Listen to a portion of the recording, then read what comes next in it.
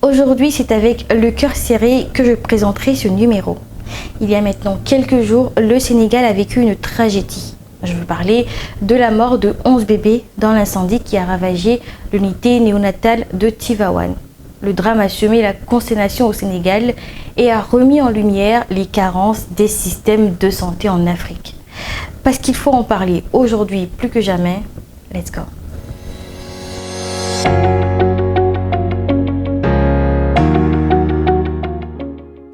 Selon la volonté des familles, les bébés ont été inhumés lors de la même cérémonie qui s'est déroulée à huis clos le dimanche 29 mai.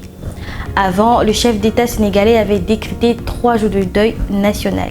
Les autorités ont annoncé une enquête et la justice a promis de se montrer intraitable. Après le drame, le personnel de l'hôpital a été accusé de négligence. Mais le maire de la ville a assuré que 2 soignants se trouvaient dans le service au moment des faits. Je précise qu'il s'agit d'un service de néonatologie cofinancé avec une entreprise privée, livré fin 2021 avec des équipements de sécurité et une formation du personnel, tenez-vous bien, aux alertes incendie. Paradoxal, n'est-ce pas?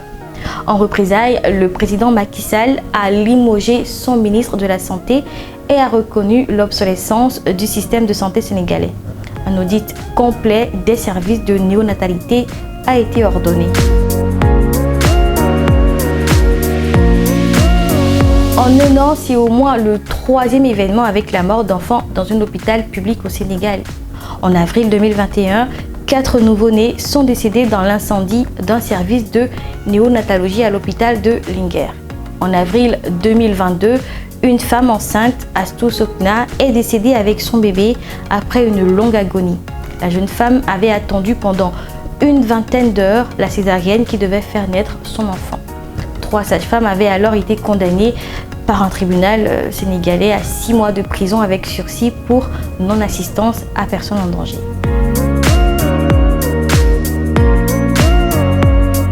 La réputation du secteur hospitalier africain, surtout public, est catastrophique.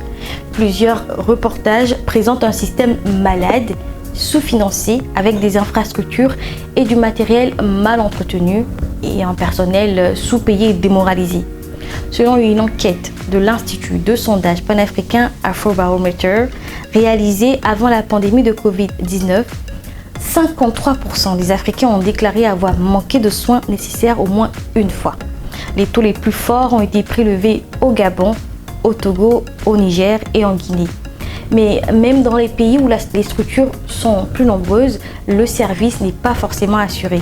Près de 45% des répondants ont déclaré qu'il leur avait été difficile d'obtenir des soins. Ils dénoncent des prestations coûteuses, un manque de médicaments, une attente très longue ou encore l'obligation de verser des quotas. En fait, c'est tout un système qui est à revoir. On reconnaît tous la nécessité de mettre en place un meilleur accueil des patients. Alors pour cela, il faut mettre le personnel médical dans des conditions de travail favorables. Les infrastructures et le matériel ne peuvent fonctionner qu'avec un personnel compétent et correctement formé.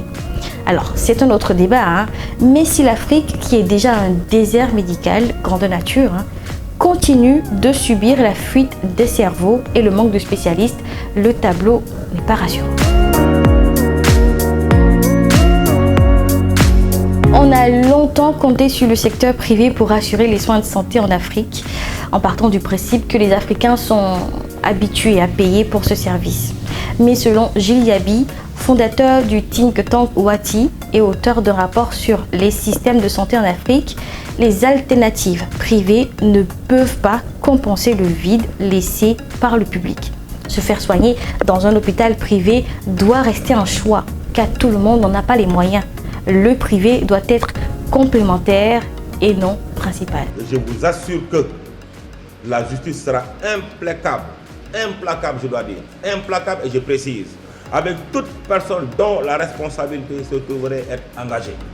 Avec le temps, nous arriverons peut-être à vaincre le phénomène de l'exode des cerveaux, à repenser l'organisation du financement des dépenses de santé, à réorganiser en profondeur l'offre de soins et à réfléchir au budget à consacrer à l'innovation médicale.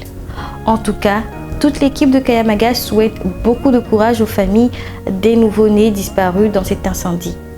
Je vous dis à jeudi prochain, mais en attendant, n'hésitez pas à faire un tour dans notre playlist pour voir plus de contenu. À bientôt.